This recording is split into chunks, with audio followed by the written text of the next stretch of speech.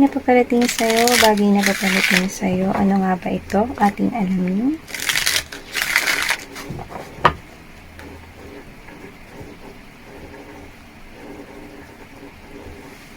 Bagay na paparating sa'yo, Page of Wands energy, maaari makatanggap ka ng emosyonal na mensahe, at nakikita ko na galing ito sa mukhang malayo or may distansya rito, pero maaaring ito ay manggaling sa taong iniiwasan or ayaw mo.